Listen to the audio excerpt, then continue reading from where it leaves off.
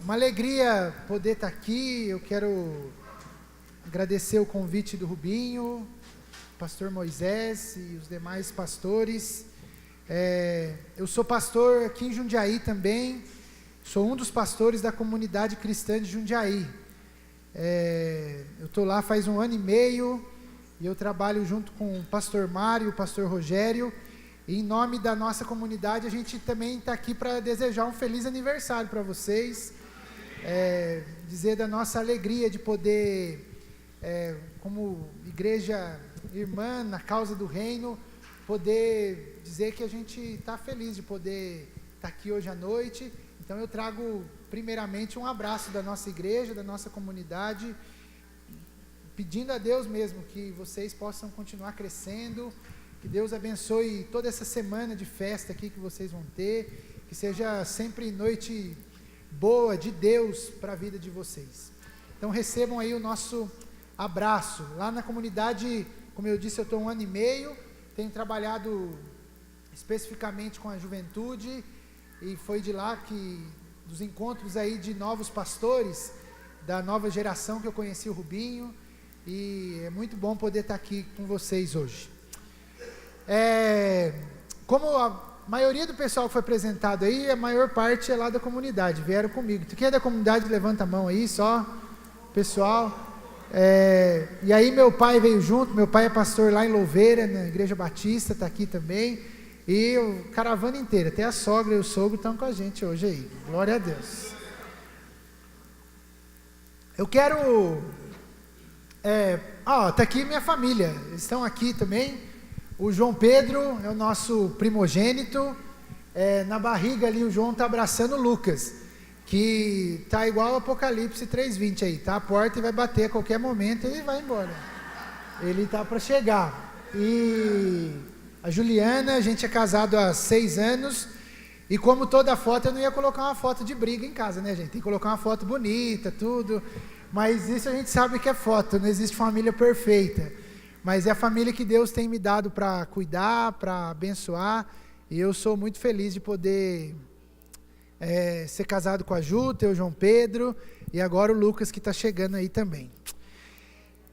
Eu quero convidar você a abrir a sua Bíblia em Romanos, capítulo 1. Pode passar o próximo aí, por favor. Eu achei um tema muito pertinente, falar sobre o Evangelho de Jesus. Esse Evangelho que demanda da igreja de Jesus e que demanda de mim e de você, que somos igreja, compromisso, proclamação e vida. E é sobre isso que eu quero falar hoje à noite. E eu quero basear minha fala aqui em 2 textos do apóstolo Paulo. O primeiro deles é Romanos, capítulo 1, verso 1 até o versículo 4, que quando Paulo escreve o seguinte: Paulo, servo de Cristo Jesus, chamado para ser apóstolo, separado para o Evangelho de Deus, o qual foi prometido por ele de antemão, por meio dos seus profetas, nas Escrituras Sagradas, acerca do seu Filho, que como homem era descendente de Davi, e que mediante o Espírito de Santidade foi declarado Filho de Deus, com poder, pela ressurreição dentre os mortos, Jesus Cristo, o nosso Senhor. E o outro texto é o texto de 1 Coríntios, capítulo 15, a carta de Paulo aos crentes de Coríntios. Se você tem a sua Bíblia aí, por favor, quero pedir para você abrir também nesse texto, algumas páginas à frente. Primeira carta de Paulo aos Coríntios, capítulo 15. Irmãos, versículo 1, quero lembrar-lhes o evangelho que eu lhes preguei. Paulo aqui, então, no Romanos, ele diz que ele prega e ele foi chamado para pregar o Evangelho de Deus, e aqui ele está lembrando a igreja de Corinto que ele pregou o Evangelho, o qual vocês receberam e no qual vocês estão firmes. Por meio deste Evangelho, vocês são salvos, desde que se apeguem firmemente à palavra que lhes preguei. Caso contrário, vocês têm crido em vão.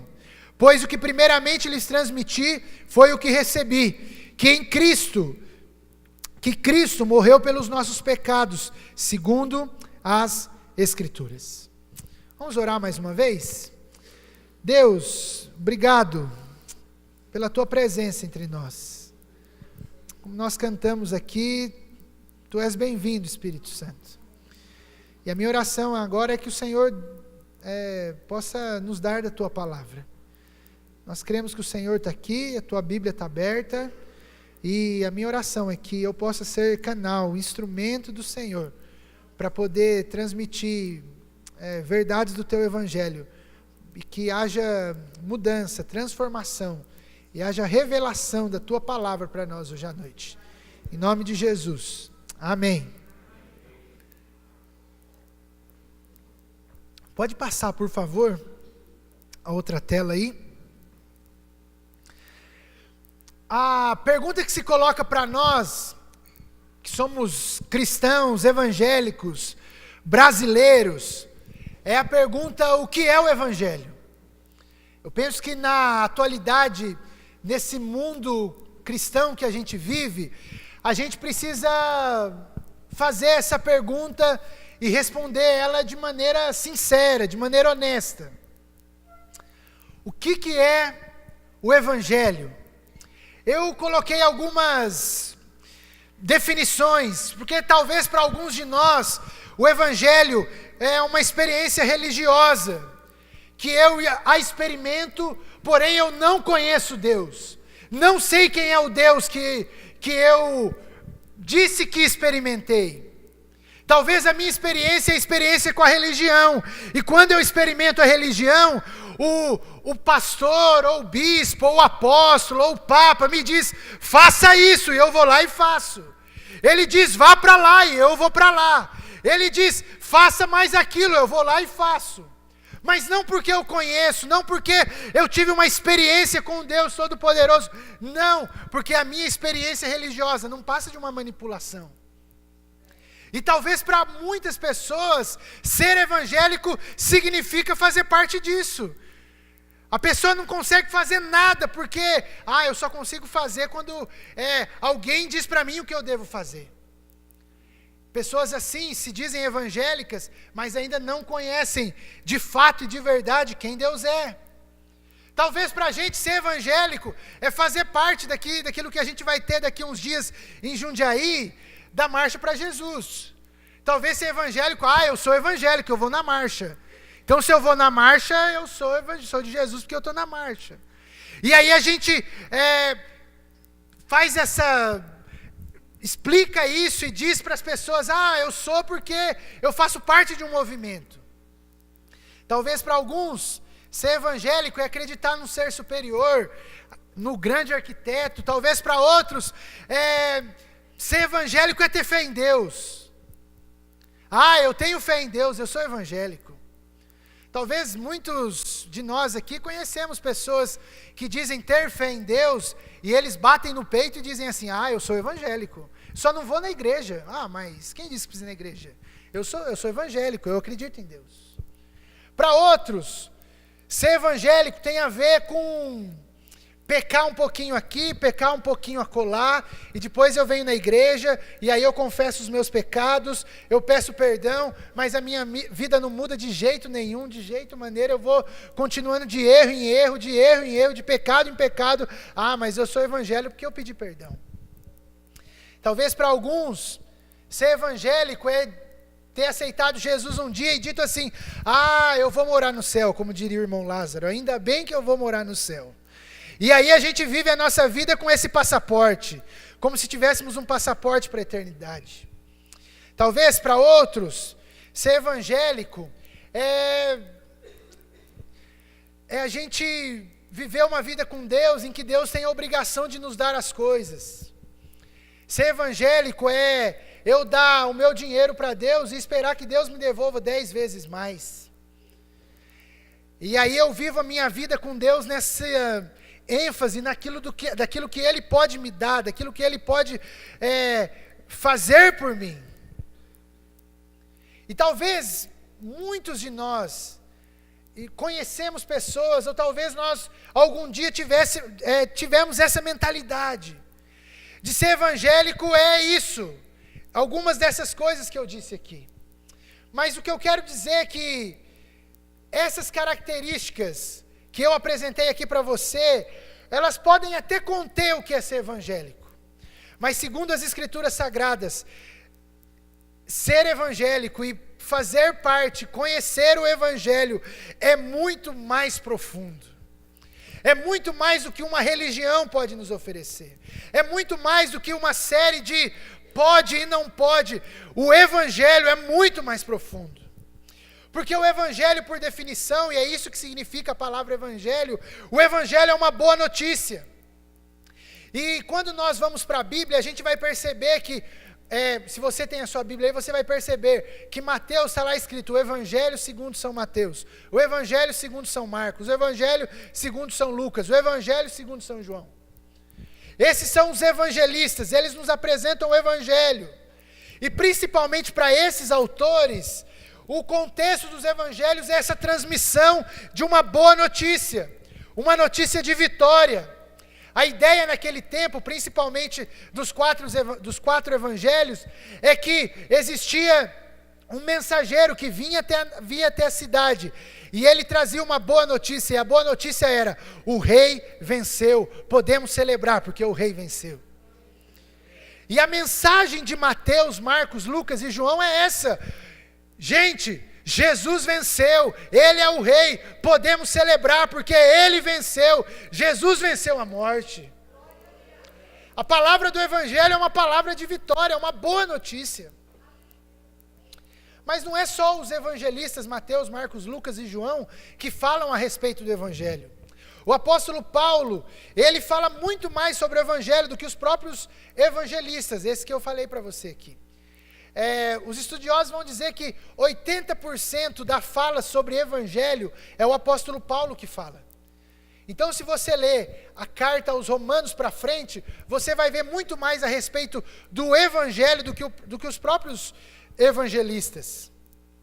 E sabe o que é interessante? Que a ideia do Evangelho para o apóstolo Paulo não é apenas uma mensagem de vitória.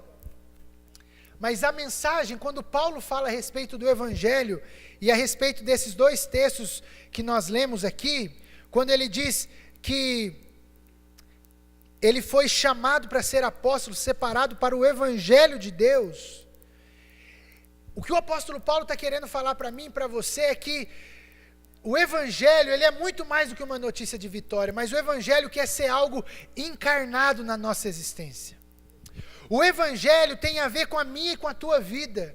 O Evangelho tem a ver com o nosso trabalho. O Evangelho tem a ver com a nossa profissão. O Evangelho tem a ver com o nosso casamento. O Evangelho tem a ver com o nosso namoro. O Evangelho tem a ver com o nosso jeito de ser igreja. O Evangelho está embutido, e ele precisa estar embutido em todas as nossas esferas. Em tudo aquilo que a gente vive, em tudo aquilo que a gente faz. Não apenas com essa mensagem de que o rei venceu, e isso é fato, Jesus venceu. Mas o Evangelho, ele quer fazer parte da nossa vida por inteira. Existe um autor chamado Tim Keller, ele diz o seguinte, que o Evangelho, ele não é o ABC da vida cristã. Para muitos de nós, quando a gente fala de Evangelho, você diz assim: Davi, eu entendi o Evangelho. Um dia eu participei de uma classe lá na minha igreja, e lá eu entendi, eu recebi o Evangelho, e eu sou salvo por Jesus. Ok, isso faz parte. Mas esse autor, ele vai dizer que o Evangelho é o A a Z da vida cristã. A ideia é que o Evangelho, para muitos, é apenas a porta de entrada. Eu recebi o Evangelho, recebi Jesus, entrei pela porta.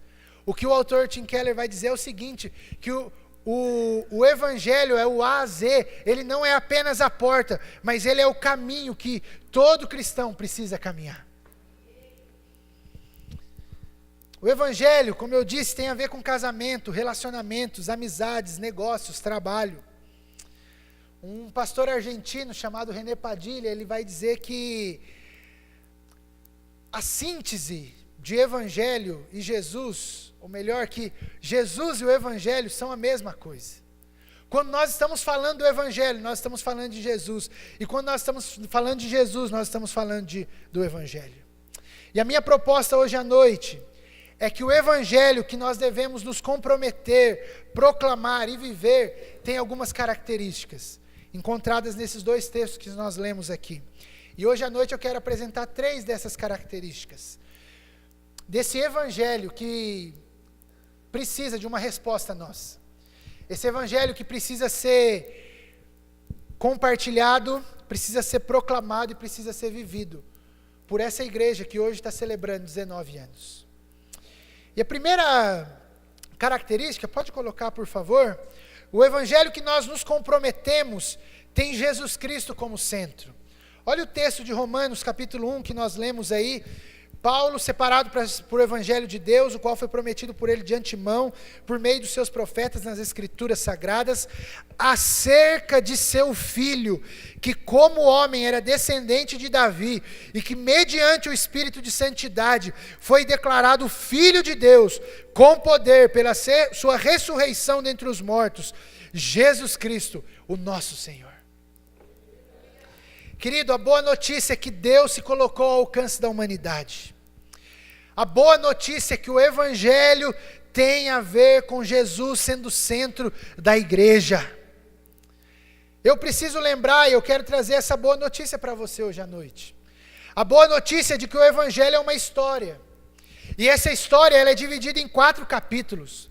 O primeiro capítulo da história do evangelho tem a ver com a criação. Deus, ele cria e faz tudo muito bom e perfeito. Se você quer saber a história da criação, Gênesis 1 e Gênesis 2, nós fomos criados para essa relação com Deus. A história do evangelho começa com o próprio Deus, ele que é bom, que é amoroso, ele faz cada detalhe, e ali no capítulo 1 nós vemos que Deus cria o homem à sua imagem e semelhança. E a partir da criação, Deus dá ao ser humano a responsabilidade de cuidar e de desenvolver a criação que Ele mesmo criou.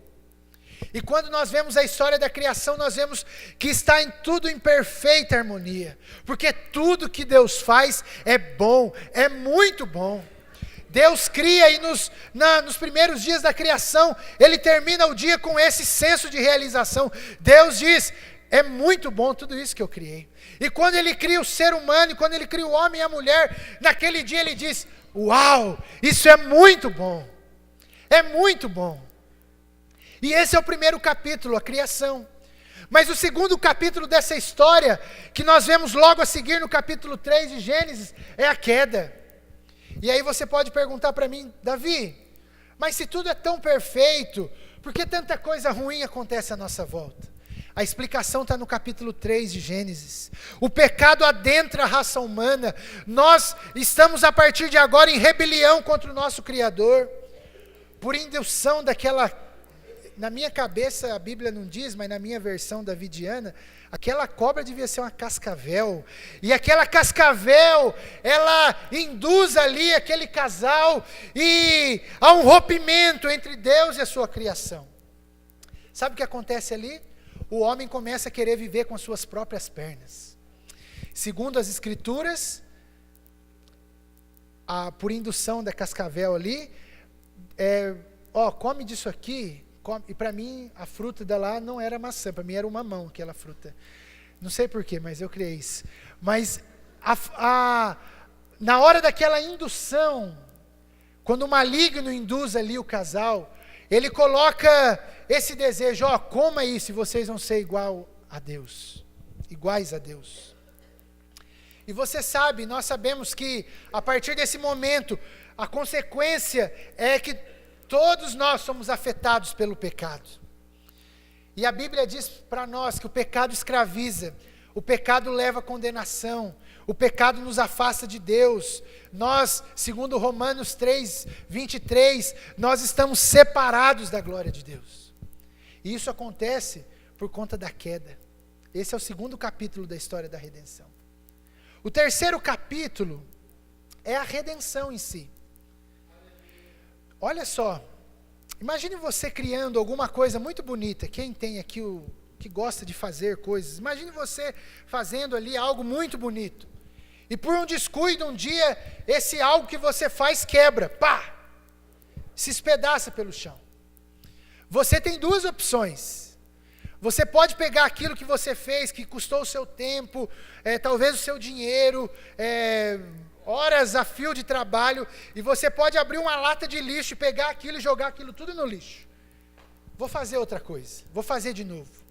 Ou você pode decidir pegar aquilo que se quebrou, sentar lá no chão, juntar as peças, pegar uma cola, pegar uma fita e dizer, não, eu vou consertar isso aqui. Essa é a imagem que eu tenho da redenção. Porque quando Deus cria tudo muito bom, mas a queda vem e afeta a situação, Deus poderia pegar essa criação que Ele fez e abrir uma lata de lixo, jogar tudo e dizer assim, sabe uma coisa, na Terra não dá mais, eu vou para Marte, vou para outra galáxia. Mas graças a Deus, Deus não fez isso. Deus, Ele pega aquilo que Ele criou, que estava despedaçado por conta do pecado, e Ele pega aquilo de novo e diz assim, eu vou consertar. E Deus faz isso na sua soberania. Ele quer lidar com esse problema chamado pecado mediante a sua graça. E Ele começa a partir desse momento o plano da redenção. E sabe por quem passa esse plano? Pelo envio de Jesus Cristo a mim e a você. Jesus Cristo vem à terra, Ele se encarna como representante da humanidade, a sua vida e a sua obra mostram que Ele veio assumir o nosso pecado, a nossa morte, para que nós tivéssemos vida. Jesus vem como nosso Salvador, Ele vem como nosso libertador, Ele vem para nos libertar do pecado, Ele vem para nos tirar da escravidão, Ele é o nosso substituto. O plano da redenção passa por Jesus, e esse é o terceiro capítulo da história. O quarto capítulo da história é o capítulo da consumação e da restauração. Porque esse Jesus que vem, e Ele vem como homem, e Ele morre na cruz, e o sangue dele é derramado a nosso favor, nós sabemos, porque a Bíblia diz assim, que Ele ressuscita no terceiro dia. E Ele está vivo hoje, é por isso que a gente está aqui hoje à noite. O trono não está vazio, Ele ainda reina, e nós estamos aqui porque Ele está trabalhando para conduzir todas as coisas de volta para o governo de Deus, aquele que é o Criador. Um grande teólogo chamado Calvino, certa vez disse que pelo Evangelho, esse Evangelho que nós estamos pregando, que vocês estão aqui pregando durante esses 19 anos aqui em Jundiaí, pelo Evangelho, o débito é cancelado, os ataques atacados, o combate combatido, o tormento atormentado e a morte é assassinada. É pelo Evangelho de Jesus. E o último capítulo da história tem a ver com a consumação e com a restauração. Deus cria um novo povo, a história não para. O processo que se inicia em Jesus é estendido a todo ser humano, é estendido a mim e a você, que entendemos que nós estamos em rebelião com o nosso Criador, e nós nos arrependemos e com fé, confiamos no sacrifício de Jesus na cruz por nós. A nossa confiança em Cristo nos liberta da condenação do pecado e da escravidão, o domínio não tem mais poder sobre nós. Nós cremos que a partir de agora, Deus está trabalhando para colocar o mundo em ordem novamente, e quando isso se concluir de maneira concreta, não vai haver mais choro, dor, doença, tragédia, todo mundo vai experimentar renovação em paz, Jesus governará em grande glória, e esse dia há de chegar. Mas enquanto isso não acontece, eu e você, nós temos um compromisso com esse Evangelho, porque a realidade do reino de Deus começa a acontecer na minha e na sua vida, começa em nós, quando nós nos arrependemos, quando nós vivemos em reconciliação com Deus, quando nós somos aceitos por Deus e somos convocados e temos o privilégio de participarmos daquilo que Deus está fazendo no mundo. E nós agora, hoje, em junho de 2016, nós temos o privilégio de já participar da restauração de todas as coisas. Sabe o que isso significa? Que eu e você somos responsáveis por trazer o céu à terra. Queridos, esse é o Evangelho que eu creio. O Evangelho que começa em Deus, que tem Ele como Criador, que tem a queda como a quebra desse relacionamento, mas tem a redenção quando Jesus vem, e ele vai terminar, porque Jesus há de voltar. E nessa história da redenção, quem está no centro é Jesus. O Evangelho tem que ter Jesus como centro. O Evangelho não pode ter a ver comigo e com você. O Evangelho não tem a ver sobre a nossa habilidade, sobre o nosso jeito de ser, sobre o nosso dom, sobre o que eu sei fazer, sobre o que eu... Não, o Evangelho tem a ver com Jesus. Será que a gente pode dizer que nós estamos comprometidos com esse Evangelho? Será que eu e você estamos comprometidos com esse Evangelho? Segundo, a segunda característica, pode colocar, o Evangelho que nós proclamamos tem uma mensagem. E essa mensagem é a mensagem do reino de Deus. Você não precisa abrir, se você quiser tomar nota, Evangelho segundo São Marcos 1,15, o tempo é chegado, dizia ele, o reino de Deus está próximo, arrependam-se e creiam nas boas novas. Eu acho que por uma questão de identidade aqui, 2 Coríntios 5, vocês devem saber esse texto de cor, nós somos embaixadores. Nós somos embaixadores de Cristo. E ser embaixador de Cristo significa que nós temos uma mensagem a ser proclamada. E é isso que vocês têm falado e têm se proposto a fazer como igreja. E essa mensagem não é, e eu digo novamente, uma mensagem a nosso respeito, mas essa mensagem é uma mensagem sobre o reino de Deus. E quando nós proclamamos o Evangelho de Jesus, sabe o que nós estamos dizendo? Nós estamos dizendo para Jundiaí, para a região e para os 4 cantos da terra, que existe um rei que reina, existe um novo jeito de ser gente, existe uma nova maneira de se relacionar, existe uma nova cultura, existe um novo jeito de fazer negócio, existe um novo jeito de lidar com o casamento. Sabe por quê? Porque o reino de Deus chegou. Talvez para muitos de nós, quando nós lemos essa passagem, quando vemos a respeito do reino de Deus, parece que o reino de Deus está falando sobre o fim do mundo. Não, o Evangelho não está falando de reino de Deus como fim de mundo. O reino de Deus, quando os evangelistas dizem, eles estão tratando a respeito desse reino que há de vir. E que esse reino começa a existir quando nós nos comprometemos com o Evangelho. O reino de Deus tem uma mensagem a ser proclamada. O reino de Deus chegou. E nesse reino, nós proclamamos o jeito de viver do reino. Nesse reino, nós anunciamos que é necessário arrependimento e fé. Porque sem arrependimento e fé não há conversão. Nós anunciamos, a nossa mensagem anuncia que existe salvação. E a salvação é libertação da consequência do pecado. Quando nós proclamamos o Evangelho, quando nós proclamamos o reino, nós estamos avisando as pessoas que não há mais condenação, ira, juízo, perdição e morte para aqueles que se submetem ao Rei dos Reis. Quando nós anunciamos o Evangelho, quando nós anunciamos a mensagem do reino, nós estamos informando e anunciando que nós estamos livres do poder do pecado. Nós estamos anunciando, Colossenses 1,13, que Ele nos tirou do reino das trevas e Ele nos transportou para o reino da sua maravilhosa luz. Aleluia! Quando nós anunciamos a mensagem do reino de Deus, nós estamos anunciando que nós fomos justificados, reconciliados e perdoados. Não há mais culpa sobre nós, nós fomos absolvidos. O sangue de Jesus está sobre nós. Não há nada que eu faça que eu consiga agradar a Deus mais. Não há nada que eu faça que Deus vai me amar mais. E não há nada que eu faça menos que Deus vai me deixar de amar. Porque Deus nos ama e ponto.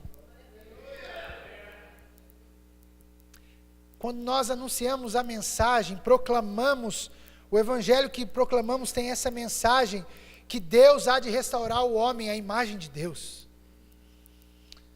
Porque Deus nos fez para comunhão com Ele. O projeto inicial de Deus não era cidade. O projeto inicial de Deus era jardim, Gênesis 1 e 2. E o Apocalipse 22 vai dizer que o final de todas as coisas vão se dar num jardim novamente. A mensagem que nós proclamamos é a mensagem do reino.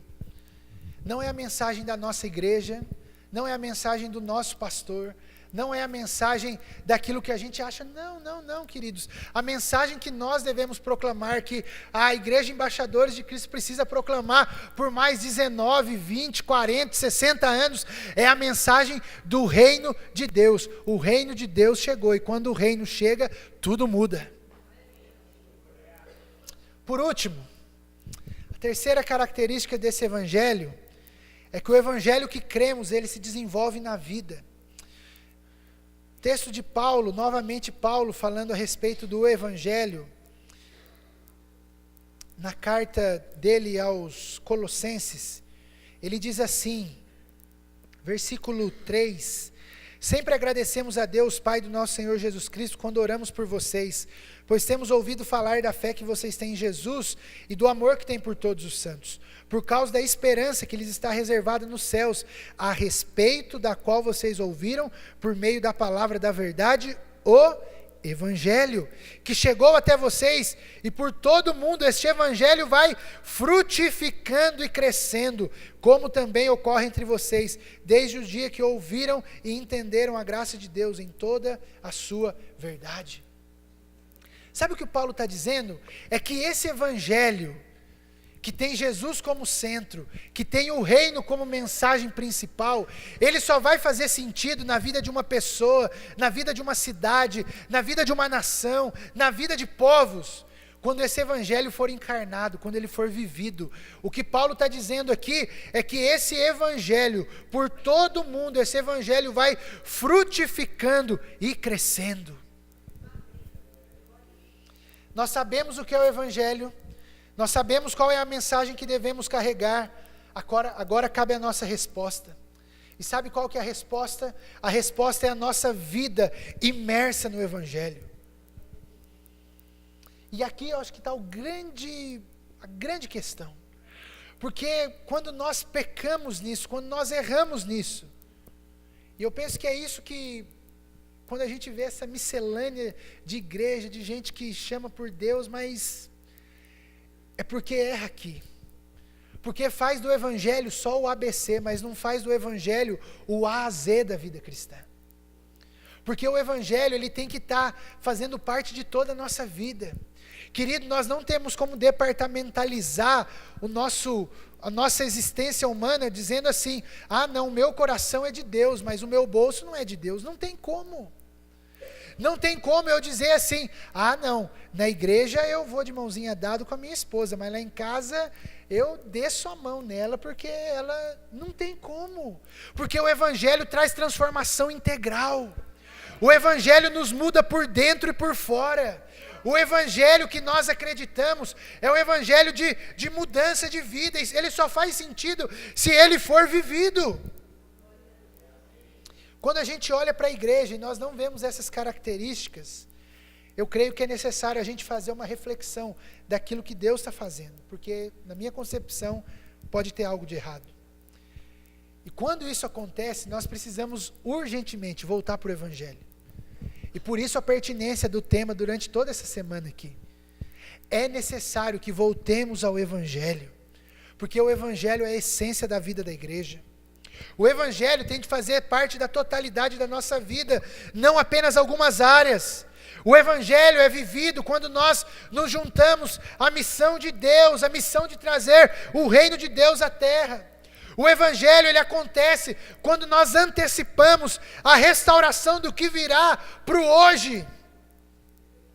O evangelho acontece na nossa vida quando nós vivemos a vida de Jesus a partir de hoje, quando a vida de Jesus começa a fluir a partir de nós. Um grande avivalista dos séculos passados, chamado Spurgeon, ele disse que se a nossa vida precisa assemelhar-se ao evangelho, nós precisamos evitar não apenas os vícios mais grosseiros, mas tudo o que prejudicaria a nossa perfeita conformidade com Cristo. Por amor a Ele, Jesus, e pelo nosso bem e pelo bem dos outros, nós precisamos nos esforçar dia após dia para permitir que a nossa vida seja cada vez mais vivida de acordo com o seu evangelho. Nós precisamos lutar.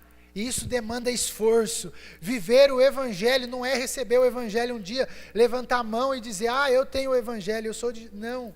O Evangelho vai necessitar de mim e de você uma resposta. E essa resposta, muitas vezes, ela vai ter que ser dada com esforço. Para que a nossa vida se assemelhe à vida de Jesus. Para que a nossa vida transborde o Evangelho. Quando a gente não vive nessa perspectiva do Evangelho, em que Ele é o centro, e que nós temos uma mensagem, e essa mensagem é a respeito do reino, e que o Evangelho é a resposta para a totalidade da nossa vida, não para apenas algumas áreas, na minha concepção, a gente está criando uma igreja de consumo. Pode pôr a outra. Nós temos duas escolhas. A igreja de consumo ou a igreja em missão? Deixa eu definir para você. A igreja de consumo é aquela que provê bens e serviços religiosos. Pessoas vêm, celebram, se alimentam para terem as suas necessidades sanadas, problemas resolvidos através de bons programas, de bons cultos. E nessa igreja, o que existem são profissionais da fé, que têm que ensinar os seus filhos sobre Deus. Sabe qual que é o resultado dessa igreja de consumo?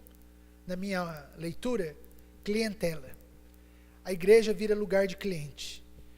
E aí a igreja é igual o Covabra aqui do lado. A gente vai lá, escolhe o nosso material. Mas se o pastor um dia falou mais alto, se o pastor me confrontou, se o pastor disse, não serve mais para mim. Não dá, vou para outra igreja porque eu preciso de um evangelho que se encaixe à minha realidade. Sabe o que é isso? Consumidor. Você tem que ir para o Procon lá, gente, porque não dá conta, não existe. Quando nós não temos Jesus no centro, quando nós não nos conscientizamos que nós temos a mensagem do reino e que o evangelho tem a ver com a nossa vida totalmente, é esse tipo de igreja que a gente está criando. Mas sabe o que eu acredito? Que quando a igreja, ela tem Jesus no centro, quando ela prega fielmente a mensagem do reino e o evangelho, ele abraça toda a realidade da vida da igreja, nós estamos construindo uma igreja em missão. E sabe o que significa uma igreja em missão? É aquela igreja que tem um corpo de pessoas que são enviadas ao mundo, em missão ao mundo. Essa igreja que está em missão, ela também se reúne para celebrar. Ela também se reúne aqui aos domingos, às quartas, às sextas. Ela se reúne, ela celebra a bondade de Deus, o amor de Deus, a grandeza de Deus. Mas sabe qual que é a diferença? Essa mesma igreja, ela se dedica a cuidar uns dos outros. Ela se dedica a carregar as cargas uns dos outros para contribuir no propósito do evangelho na vida de um ao outro. Sabe qual que é o resultado de uma igreja em missão? Pode colocar aí. O evangelho na igreja em missão vai produzir, e esse é o texto que nós lemos lá em Romanos, capítulo 1, vida de obediência e santidade. Sabe quem produz santidade e obediência? Não é um tanto de regra, faça isso, faça aquilo, deixa de fazer. Não. O que produz vida, o que produz obediência, o que produz santidade na vida de um cristão é o entendimento a respeito do evangelho. Quando nós somos conscientes do evangelho de Jesus, nós temos vida santa, nós temos vida obediente. Uma igreja em missão, ela vai ser caracterizada não pela clientela, ela vai ser caracterizada por essa vida de obediência e santidade, ela vai ser caracterizada por gente igual a Jesus. Versículo 6 de Romanos vai dizer, vocês estão entre os chamados para pertencerem a Cristo Jesus. Querido, eu e você, nós somos chamados a sermos semelhantes a Jesus. E sabe quem faz essa transformação? O Evangelho. O Evangelho tem o poder de nos transformar à imagem de Jesus. O Evangelho na igreja em missão vai produzir Cristo como centro de tudo e de todas as coisas. Queridos, que nesses 19 anos que vocês têm vivido aqui, que Cristo seja o centro. Que a marca da igreja, embaixadores de Cristo, possa ser, as pessoas ao passarem aqui, ou as pessoas comentarem, que não seja a respeito do louvor, que é muito bem tocado e muito bem cantado, que não seja a respeito das nossas programações, que não seja a respeito das pessoas que fazem parte dela, não. Que a marca da igreja, embaixadores de Cristo, seja, Jesus é o centro. A igreja diz respeito a Jesus, não a nós. Que a mensagem que vocês transmitam, e que isso, não sei se isso é feito através só das pregações, ou de cursos, ou de conferências, ou de escola de líderes, ou de escola de liderança, eu não sei, mas que em todas essas oportunidades, que vocês se lembrem que a mensagem que nós temos que anunciar é a mensagem do reino de Deus. E a minha oração para embaixadores de Cristo, nesse tempo de celebração, é que vocês possam experimentar a realidade do Evangelho de uma maneira muito profunda nesses dias. Que esses dias que vocês vão ter aqui, de muitos homens de Deus aqui que vão falar, que essa percepção do Evangelho, que não é o ABC, mas que é o A a Z da vida cristã, que isso contamine, uma boa contaminação, em nome de Jesus, a igreja embaixadores de Cristo. Que a marca de vocês seja uma igreja, de fato, comprometida com o Evangelho do Reino de Deus. E isso vai acontecer quando eu e você nos comprometermos, proclamarmos e vivermos esse Evangelho. Fique em pé, vamos orar em nome de Jesus.